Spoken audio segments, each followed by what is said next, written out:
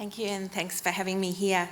I acknowledge the Ngunnawal and Ngambri peoples and all First Nations peoples and elders past and present and emerging and the country we're on today. I also acknowledge the elders, people, communities whose languages, culture and country are represented in the call collection. Without those of you who speak and work with your languages, there would be no collection. You are the guides because you know what is there, and you are able to guide us as to how to move into the future with those materials with you there with us. I've got to remember what I'm doing here. Please note that as for the call collection website and database, there are names and images of people who have passed on. I'm going to do a case study mainly focusing on the call collection and in particular the website, but I will also touch on Batchelor Institute Press, which has items in the collection as well. I'm going to be focusing on the work we've done around protocols and consent agreements and end user licences and access, and particularly the work we did with Terry Janke around that. As you know from the GLAM sector, often libraries and collections and archives have non-Indigenous people like myself working with Indigenous collections, and that's why it is just so important to be having this forum and to be recognising that the peoples whose work is in the collection who have put it in there, they are the guides of it, and they must be the ones who say what they want in terms of protocols and how people use and see materials. But also ICIP experts like Terry Janke and also archivists and researchers like Kirsten. The work you do is absolutely vital in raising awareness about how people feel about collections, how they want to use them and reclaim materials, and also the need to shift perspectives and ways of working, and also address issues of imbalance of Indigenous workers in the GLAM sector. I'll give you a really quick background to the call collection so you understand what I'm talking about. It takes its name from the Centre of Australian Languages and Linguistics, which is a language unit at the Institute, and it runs language projects and Batchelor Press. The collection itself grew out of language work, first of all with the School of Australian Linguistics and then CALL, and it is now part of the library at Batchelor Institute on the Batchelor campus, about 100 kilometres south of Darwin. There are many materials in the collection, and they're all different kinds, but of stories and word lists. There's a lot of bilingual materials from the bilingual schools era. So who made these materials? There's many people who did, language speakers and language workers, also students, linguists and teachers, and often in collaboration, and some of those have been produced at BITE and some in remote communities or on country. The physical materials are in an archive room. They're not for loan, but people can arrange to see them through the library.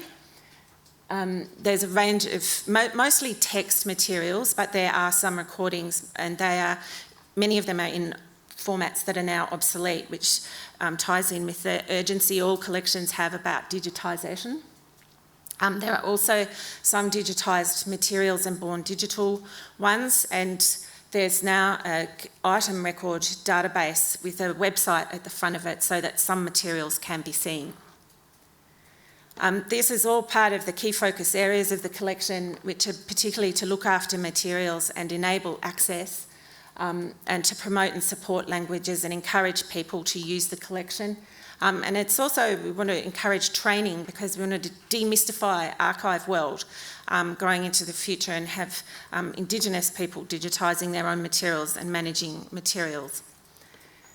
I just wanted to highlight some of the themes that came up when I was talking with people who've had a connection with the collection, about what has been so important to them. Jenny Bell, who was a linguist and lecturer at Batchelor, emphasised how important it was that there were primary source materials in the collection. So it's not just about someone else coming in and telling us about our language, but students that she was teaching could go in there and see materials from the speaker's mouth. She also emphasised the importance of quick access for people, that they don't have to wait for months to see your language, and that it creates a sense of a community of language speakers. Identity and language also came up as something very strong, and Alison Nannup, who was a student, said language is such a deep part of who we are, and the collection is important for that. It also came forward that people felt it was a safe place to deposit materials. Not everybody has a collection facilities in community, and one woman was telling me, she was a participant in a language workshop we had looking at the materials, and she was telling me that she used to go to the school in her remote community, and she went in one day and there'd been a change of staff, and someone was clearing out the archive room where bilingual materials were, and she was saying, "What are you doing? What's happening?" And the reply was, "Oh, these are old, they're from the 60s and 70s. And she said, "This is the future." And she went and grabbed one of each book, and she's put them in the core collection. But I think that's such a powerful story about how the past and the future is present in collections and with people.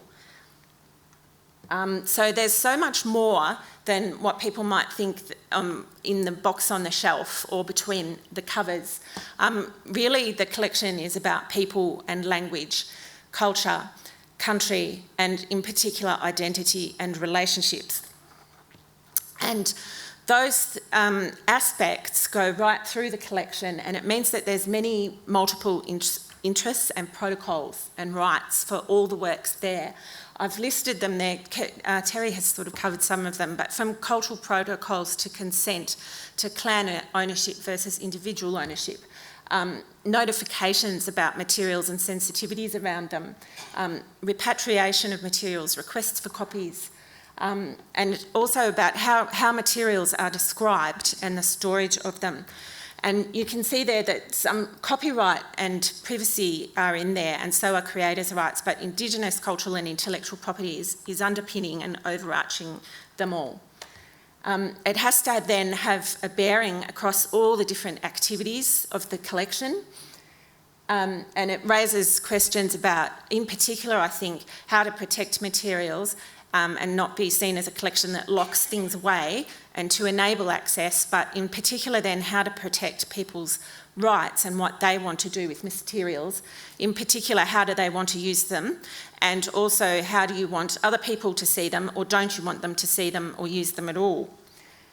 So it raises those questions of who has a sense of ownership and in what way. So for example, with many materials, copyright might have been claimed by a department or by someone who made the recording, and yet the language and the material and the content, the ICP, is owned by custodians. So it's very clear that ICIP has to be embedded in and drive the guidelines.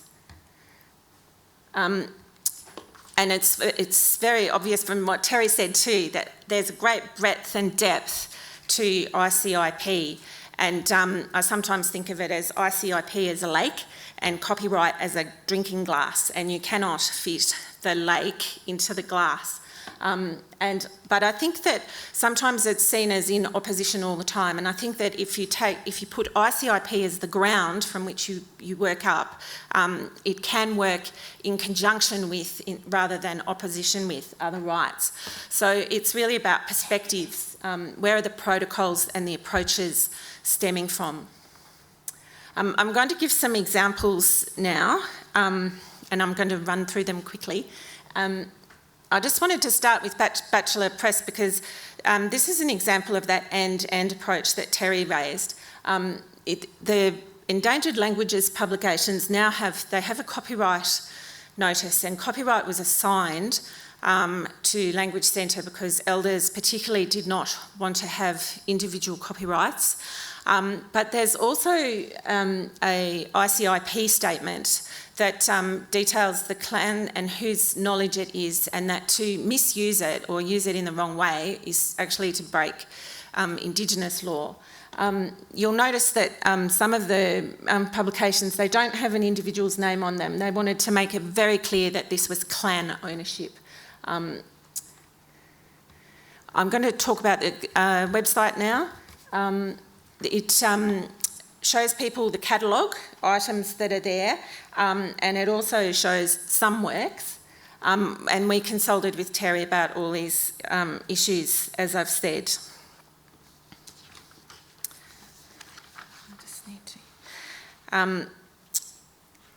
When people enter the website, they have to agree to respect ICIP and cultural rights. They're also made very clearly aware of the website terms of use and that they're legally binding. And there's also a message about names and photos that may appear on the website and how to contact the collection if anyone has any concerns. Only some works can be seen. The ones that are made available have gone through a consent process. There's many works you'll see there that you can't access because they're waiting for approval, so they're not accessible via the website. And there's very few materials, but some are there that are restricted, and they're not accessible via the website, and they're not accessible via the physical collection either, unless you're the cultural or family authority for it. The materials that are available can be seen with two types of licences at the moment. One is Creative Commons, but the other is the Call Collection end user licences, which I'll talk about now. There's 3 levels to these. Before anyone can access anything, they must agree to the licence that is relevant to that work. When a user clicks on the agree sign, they're agreeing to the full terms, not just the icons.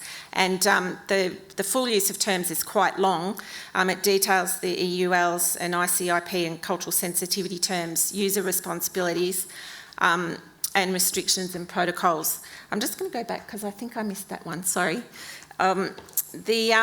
We decided to have a suite of 3 end user licences, in particular because the feedback from people who are wanting to use the collection sort of fell into 3 different groups. First of all, there was response from elders and communities that they wanted to be able to access their materials and use and adapt them without having to come to Batchelor Institute. And educators wanted to be able to access materials for classroom situations.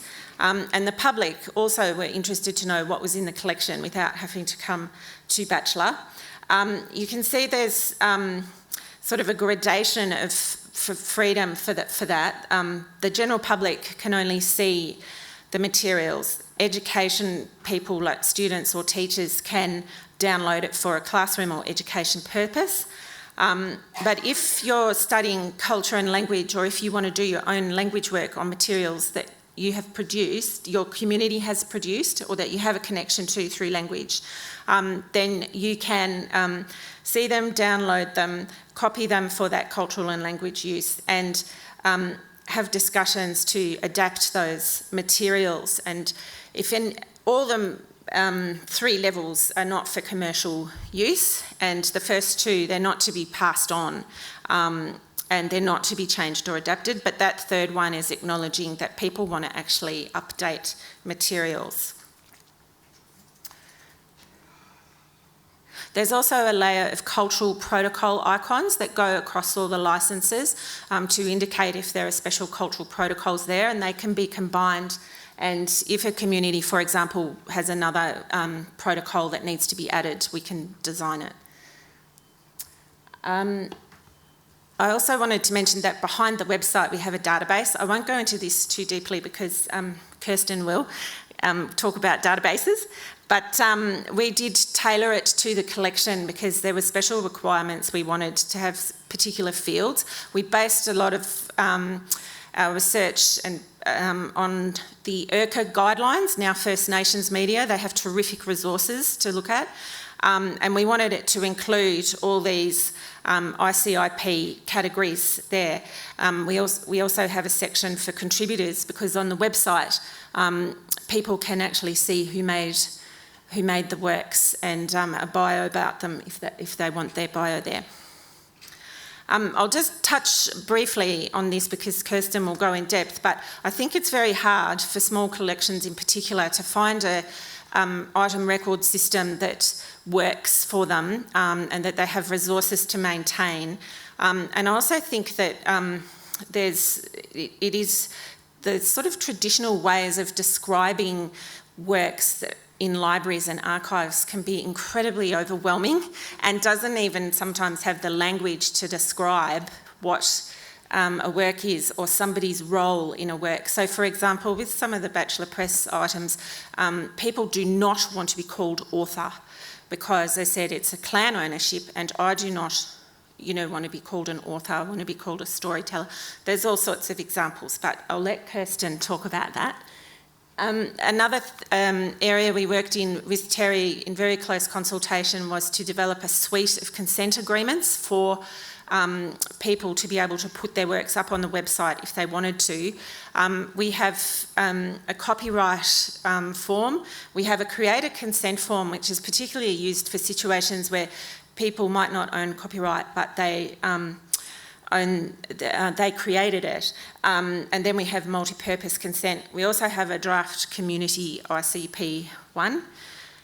I'll just highlight that in particular, it was great working with Terry so that we could embed ICIP protocols in the agreements. They're not sitting out on the side. Another issue I think Terry raised is that consent is quite a slow process because there are many people you might have to talk to. People want to have a look at something, they want to have a think about it. And so if you're going to do meaningful consent, it's going to take that time and trust for relationships. It's much more than, waving a copyright form in someone's face. And I think that it just needs to be accepted in collection world that can push back against this sort of urgency to have everything online and get everything immediately and to digitise everything. I think that people just need to take a breath and realise it's got to work differently. I'm going to give some very quick examples of community and creator consultation and how people participate with the collection, which works into some of our mapping of the True Tracks principles there with benefiting and including people. Example might be the Endangered Languages projects out at Wadair, where we've sent out boxes of materials for people to be able to see what's in the collection. It's exciting to see people what they've made, and also to give feedback about whether people would like to have that digitised so they can access it and whether they want it public or not, and to inform us about the correct consent pathways or any protocols with the materials. This Marina mermaid story is an example of how a recording of a story was then made into a book, and then that was made into a talking book. And the original book was, sort of over 4 years of consultation and made because elders wanted to share language and share a story for an open audience. Sometimes people who've been students at the Institute come and ask if I know about a book they might have made in a class, and someone came recently and I found it for her and gave her copies, but it was also valuable because she was able to see behind the database, and I was able to ask her, do you like the way this is described, and would you like any other information in there? And then she did want to have it on the website, so she was actually there for that moment when we went from waiting for approval to public, and it was quite exciting to suddenly see it there. And it creates a relationship. She will come back, she's got people she wants to ask about other works, and she was very helpful in informing about who to contact. There's also other examples where sometimes you might find something to be catalogued and wonder about the cultural property protocols that might need to be with it. So that might involve digitising a work and contacting family to say, do you want to have this material? What would you like to be done with it, and what are the protocols around there? And again, it creates a ongoing relationship and conversation there. So I guess the point is that protocols and circumstances around materials can change. Something might have been all right to see and use 20 years ago, and now it's not. So the conversation and the discussion with people needs to continue. It's not that you get consent and then, oh, that's it for forever. You have to keep those pathways open. I wanted to mention too a digitisation training workshop we had last year with a cultural heritage grant from National Library of Australia, and we were able to purchase digitisation equipment and then run a workshop, and we had 12 participants from Groote Eylandt and Tennant Creek language centres and people from Batchelor and Darwin, just to come and learn about archiving and collections, and in particular digitisation. And it was great because we were able to learn together and demystify that world. And I feel very strongly that there needs to be support and avenues for upskilling people so that people can digitise their own materials. And it was great at this workshop because people brought their own materials, and probably the best feedback was, now I feel as if it's possible for me to do it. There's many areas into the future for copyright and ICP and creators' rights that affect collections, participation and ownership databases. Storage is a big issue. I think the risk of storing things on the cloud with companies folding, or trying to maintain cultural protocols, or trying to retrieve data if the company goes down, and skills and employment, and of course that all ties into policy, funding, awareness of ICIP and the cultural capital in collections. But that will be Kirsten's talk. Thank you.